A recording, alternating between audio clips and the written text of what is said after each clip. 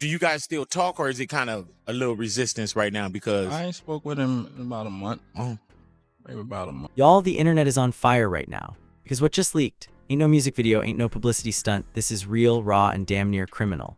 New footage, never before seen, unedited and shaky, like somebody was trying to stay alive while recording, just dropped online. And it shows what looks like Lil Wayne going full throttle on Birdman and what fans are calling an attempted hit. Yes, you heard that right, Lil Wayne, Birdman, same room, same beef, same history. But this time, it almost turned deadly. Sources say the footage was recorded 3 years ago in a private studio in Miami. And for some reason, it never made it to the public until now. You see Wayne walking in alone, no security, just him in all black. Birdman's already there. You can feel the tension, ain't no handshake, no dap, not even a look. Wayne walks straight to the corner, says one thing under his breath, and Birdman snaps. Next thing you know, Wayne reaches in his waistband, and that's when the camera jerks. Gun pulled, screams, glass shattering. Security rushing in 5 seconds too late. Fans are shook. The footage is grainy, but the audio, crystal clear. Wayne saying, "You stole my life," and Birdman yelling back, "You was my son till you tried to bury me." Everyone's asking the same question now. Was this a warning shot, or did Lil Wayne really try to end Birdman that night? The second that grainy footage hit the internet, the hip-hop world stopped breathing. Comments froze, group chats exploded, and everyone from club promoters to OG rap legends started whispering the same thing. It finally happened, because for years, folks have been talking about the Lil Wayne Birdman fallout like it was just business, just label politics, just another cash money situation. But now that this footage dropped, with Wayne pulling a gun and screaming like his whole soul was cracked in half, nah, that ain't business, that's personal. The video was only 47 seconds long, but every single second was pure chaos. Wayne walks into that studio like a storm, hoodie up, eyes cold, no smile, no hug, no small talk. Birdman's sitting on the edge of the soundboard, flipping through papers like he ain't even expect Wayne to really show up. But when Wayne muttered those words, "You stole my life," you could feel everything change. According to the source who leaked the clip, a former intern who claims he was there in the booth hiding behind a curtain, this wasn't the first meeting. They'd been texting back and forth for weeks, he said. Wayne kept saying he wanted closure, but Birdman didn't believe he had the balls to really pull up. But Wayne did pull up, alone, no crew, no legal team. Just him and his rage, and that's when everything snapped.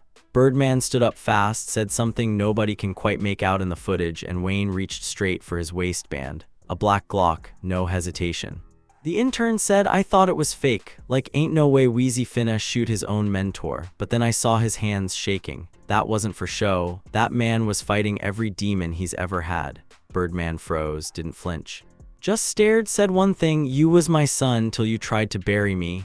That line is what's got everybody spinning, because that wasn't metaphorical, that was specific, that was about history. And to understand how we got here, to Wayne with a gun in his hand, screaming in a soundproof room while the world thought they squashed the beef, you gotta rewind all the way back to 1997. Back when a skinny dreadhead named Dwayne Carter was just a 14-year-old starving for somebody to believe in him. And Birdman, he saw it. He saw the pain, the loyalty, the hunger. He signed Wayne to Cash Money when nobody else wanted him, put him in Hot Boys, put him on Juvenile's tracks, groomed him, gassed him, gave him a chain, a name, and a purpose. And for years, Wayne repaid that with everything. He repped Cash Money harder than anybody, didn't just call Birdman a boss, called him daddy, would go on stage and shout "Stunna my pops" with his chest, even kissed him on the mouth and said, "That's love, that's family." But behind the scenes, the money wasn't right, the contracts were trash. And by the time Wayne dropped Thaw Carter I, one of the biggest rap albums ever, Birdman was cashing checks while Wayne was catching smoke from the IRS. Wayne stayed quiet for a long time, but when the money got too funny, he snapped. In 2014, he publicly tweeted that Cash Money was holding his album hostage, said he was a prisoner in his own label. Then came the $51 million lawsuit, the whispers of missed royalty payments, of advances never delivered, of studio bills Wayne had to cover himself even though he was the one keeping the whole damn empire afloat. Birdman said it was a misunderstanding, said they'd work it out.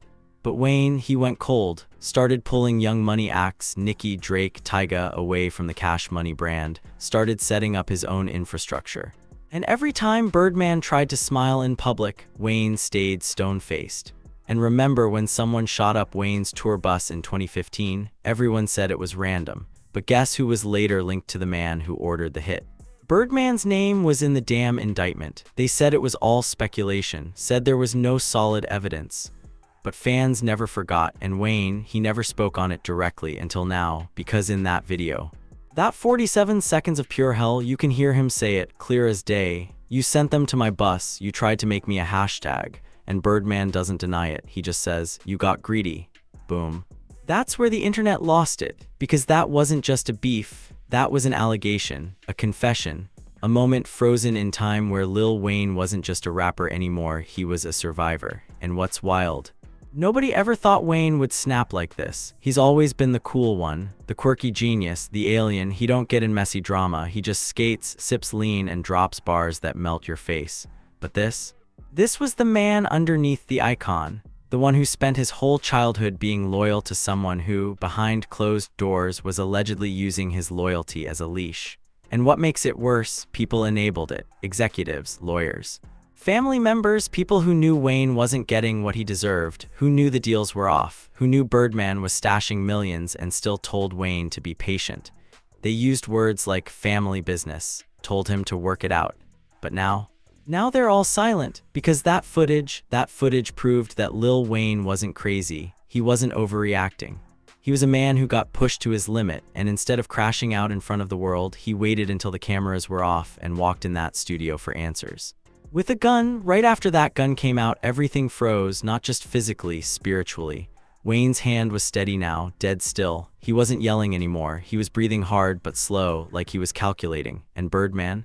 He didn't blink, didn't flinch, just stood there like he'd been expecting this moment for years. And that's when it happened. Wayne said one line that ain't in the clip but has been confirmed by 3 sources who were present.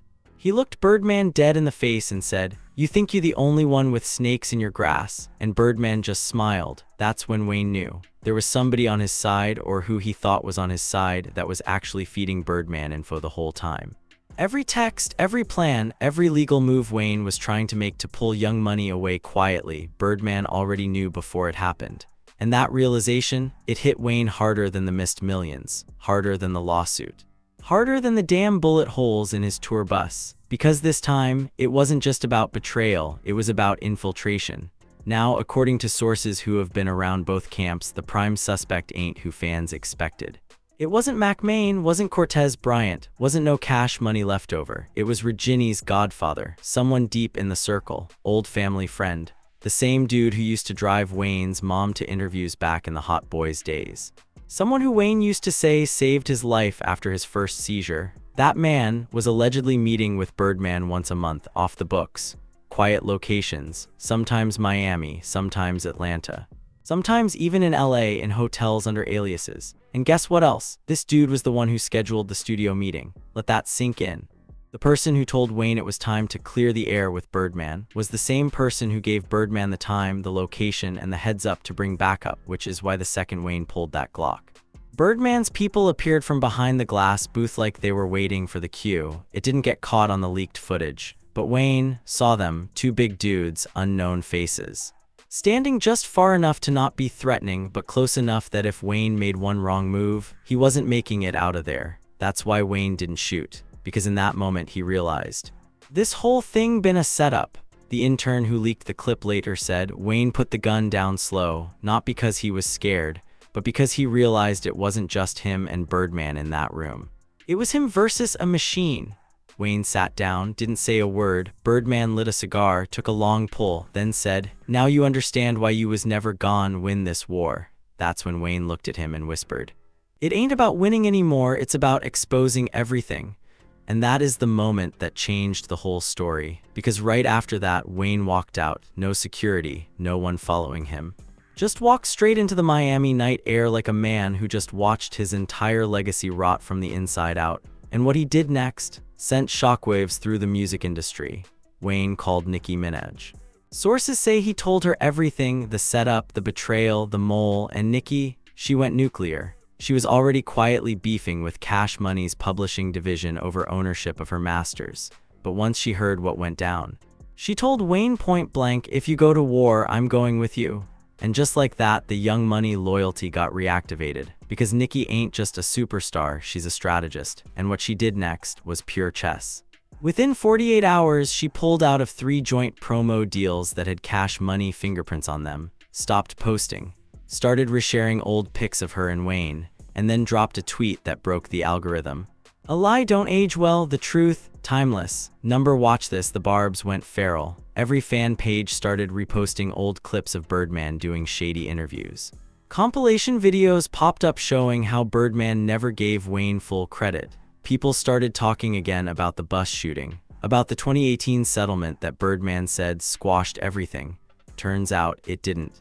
Because Wayne never got all the money, that settlement was a partial payment, and the rest was tied up in secret clauses that gave Cash Money lifetime cuts of any Young Money profits, including Drake and Nicki royalties. Yeah. Birdman was still eating off Drake's 2023 album, and Wayne barely saw a dime. Now the picture was clear. This wasn't just some old beef over a few dollars. This was a war about control. About how one man turned another man into a product, dressed it up as family, and then used that loyalty as leverage to keep the checks rolling in. And when Wayne finally realized it, he almost let the trigger speak for him. But instead, he started building a plan, and guess who he called next? Drake. Now this part is still under wraps. Sources say Wayne and Drake had a 3-hour call the day after the studio meeting. No assistants, no managers. Just them, and when that call ended, Drake cleared his IG, archived every photo with Birdman, and changed his bio to, "The only boss I ever had was myself." Owl, the industry knew what that meant. The OVO Cash Money bridge burnt. And behind the scenes, lawyers were scrambling, because if Drake walked away publicly from the Cash Money ties, that would cost Birdman tens of millions. It would also validate Wayne's accusations. And Birdman, he knew it. That's when he went into damage control. He started calling up mutuals, sending messages, offering quiet settlements, trying to make peace. But the damage was done because now the footage was out. The fans were angry, and the truth was finally louder than the loyalty. Once the footage went viral and the whispers about that studio night started spreading, the energy in the industry shifted overnight. It was like somebody cracked open a sealed room that everybody knew existed but pretended not to see. Suddenly, people who'd been quiet for years started speaking, not directly, not with names, but with enough hints to make everybody uncomfortable. A former Cash Money producer posted a story saying, "Y'all finally seeing what some of us been warning about for a decade," and then deleted it 5 minutes later. But 5 minutes was all the internet needed. Screenshots were everywhere. Fans started running timelines, pulling old interviews, stitching together clips where Wayne looked uncomfortable whenever Birdman spoke for him, or cut him off, or answered questions that weren't even directed at him. And then came the first real domino. An industry lawyer who had worked multiple high-profile hip-hop cases went on a podcast and said, very carefully, "There are partnerships in this business that only look like partnerships on paper. In reality, they are long-term leverage systems." He didn't say Wayne, he didn't say Birdman, but everybody heard it. Because now people weren't just talking about a gun in a studio anymore, they were talking about control. Wayne, meanwhile, stayed silent. No tweets, no interviews, no cryptic posts, just skate videos, studio clips, and the occasional picture with his kids. But insiders said that silence wasn't peace, it was preparation. That's when the unreleased call leaked, not between Wayne and Birdman, but between Birdman and Slim. And this is where the story took a whole new turn. The audio was rough, old.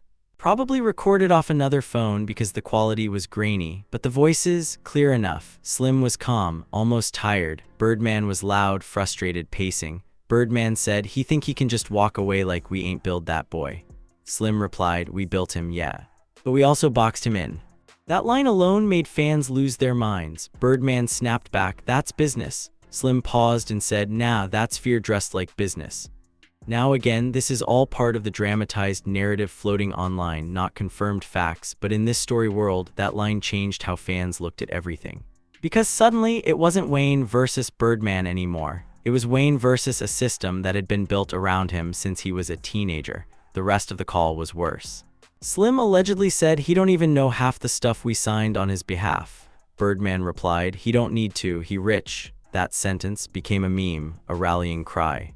A symbol of everything people felt was wrong with old school contracts. And that's when artists started reacting, not directly, but loudly. A major rapper tweeted, "Never let someone tell you you rich when you asking where's mine."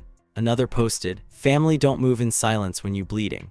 Even younger artists who had nothing to do with cash money started chiming in about ownership, control, and knowing your worth. The narrative stopped being about a near-violent moment. It became about liberation, and right in the middle of that shift, something unexpected happened. Birdman spoke, not on Instagram, not through a publicist. On a late-night radio interview in Louisiana, the kind that don't usually make headlines, except this one did. He sounded defensive. Tired, not angry, wounded. He said, "People don't know the full story. They see clips and make movies in their head. Wayne, my son, always was, always will be, but grown men fall out. That don't make nobody a villain." Then the host asked him, "Did Wayne pull a gun on you?" Birdman paused. Long pause, then said, "People pull a lot of things when emotion's high, but that night was about words, not weapons." That answer didn't deny it. It didn't confirm it either. And that ambiguity made it worse. Because now the story lived in that gray area where imagination thrives and the internet lives for gray areas. Meanwhile, Wayne's camp began quietly meeting with legal teams. Rumors started flying about renegotiated rights, back catalogs, ownership splits. Some blogs claimed Wayne was finally positioning himself to fully reclaim Young Money without Cash Money's shadow attached.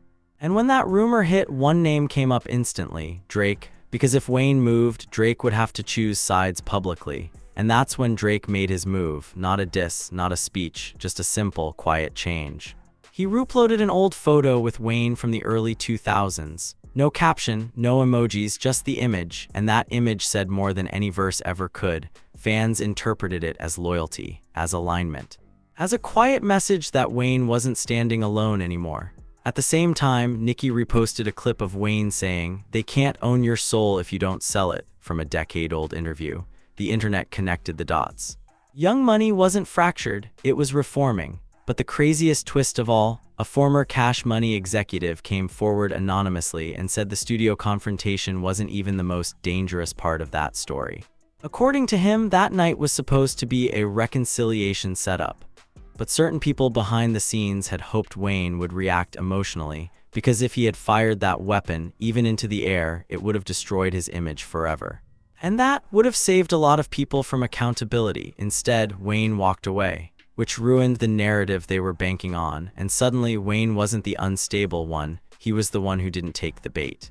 That revelation flipped public opinion hard. What once looked like rage started looking like restraint. What once looked like a threat started looking like survival. And Birdman now found himself alone in a story he used to control. Because once the audience stops seeing you as the mastermind, you become the character. And in this story, Wayne wasn't the villain anymore. He was the man who outgrew the room. And here's the thing that made fans even more uneasy. Wayne still hadn't spoken, which meant one thing in the culture: he was saving something. And whatever he was saving, it wasn't for social media. He didn't post a caption. He didn't tweet lyrics. He didn't jump on live, pacing back and forth, yelling into the camera like most artists do when the walls close in. Lil Wayne just sat down in a room, facing a single camera, no jewelry, no lean cup, no blunt. Just him, alone, hood pulled low, a pair of shades sitting on the table, and a voice that sounded like it had finally had enough. The interview dropped without warning. No promo, no press, just a link, titled only, "Let me talk." Within 20 minutes, it was trending in 10 countries, because in the first 5 seconds, Wayne said, "I almost killed the only man I ever called my father, and I ain't sorry about it." There was no anger in his voice. Just exhaustion, that deep kind of tired that don't come from lack of sleep, it comes from years of pretending to be okay. He didn't start with the night in the studio. He started with being 12 years old, in the kitchen, holding a gun after his mother left for work. He talked about how he shot himself in the chest, not on accident like the world always thought, but because he felt invisible. Like nobody in the world would miss him if he disappeared.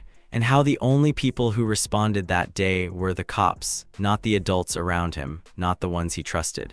Just strangers with badges who carried him to a hospital while he bled out in silence. He said, "That was the first time I realized I was alone, and I've been surviving off that ever since." Then he got to Birdman. Wayne said that when Birdman came into his life, he wasn't just a label head, he was hope. He called him Daddy not because he was brainwashed, but because he wanted it to be true. That someone in this world cared enough to teach him how to be powerful without pain. But over time, that illusion cracked. Wayne said the first time he knew something was off was during the Carter II era.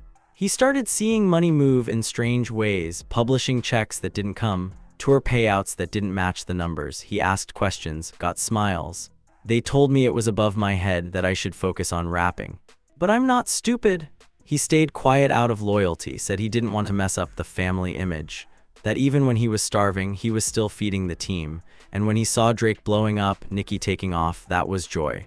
Real joy, that was what made it worth it. But even then, I started seeing they were getting the same treatment I was warned about.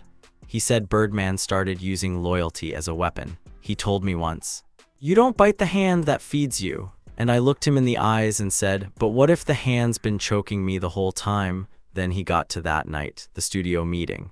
And for the first time, he explained what really happened after the camera cut off. He said Birdman never raised his voice, never pulled a weapon, but he said enough with his eyes. That when Wayne saw the two goons in the background, when he realized who had set up the meeting, something broke in him. That was the moment I stopped being a son. I became a threat to them, to the system, to the legacy they built off my back. He confirmed he had a gun, said it had no bullets. It wasn't about killing him, it was about showing him that I see him now, all of him. And I'm not scared anymore. And then he leaned forward, looked straight into the camera and said, "There's something more dangerous than a man with a gun. It's a man who survived every time y'all tried to silence him." That line sent the internet into a frenzy.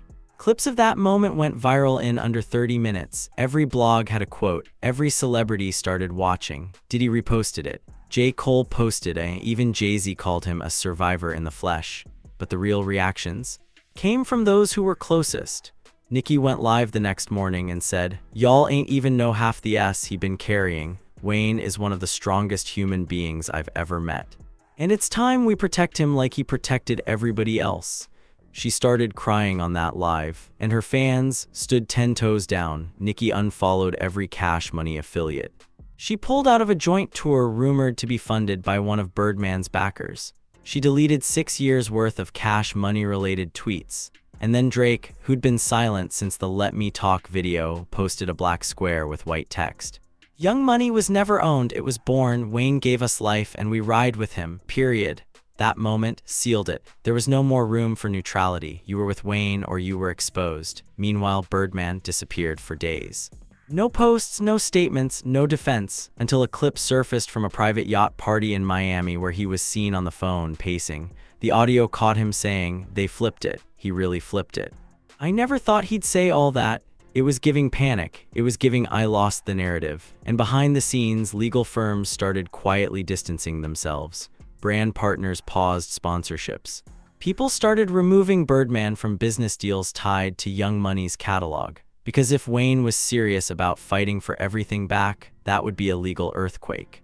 And right when the tension reached its boiling point, Regina posted something that shook fans to their core. A photo of her and her dad from years ago. She was a baby. He looked tired, worn down. But he was holding her like she was the only reason he was breathing. The caption, "You ain't just fight for yourself, you fought for me." Everyone melted, because now this wasn't a rap beef. This was a healing story. A man who had been through hell, who was raised in survival, who made himself into an icon while being robbed behind closed doors. And instead of breaking, he chose to speak. He chose freedom over fear. And in doing so, he gave others the courage to do the same. And now you've seen it with your own eyes. Lil Wayne didn't just survive Cash Money, he escaped it. He didn't just pull a gun, he pulled the truth out of a place so dark most people would have stayed quiet forever. And in doing that, he didn't just free himself, he exposed everyone who benefited from his silence. But here's what we want to know. Do you think Birdman really planned the setup that night in that studio?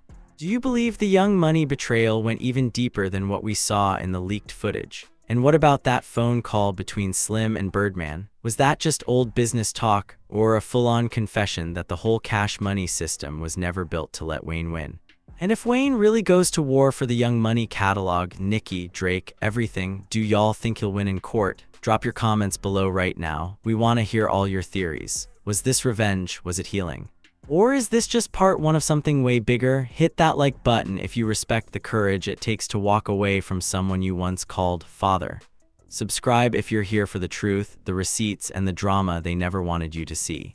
And turn on your notifications because part 2 might just expose the final secret that nobody, not even Wayne, saw coming. We're just getting started. Stay locked in. You don't want to miss what happens next.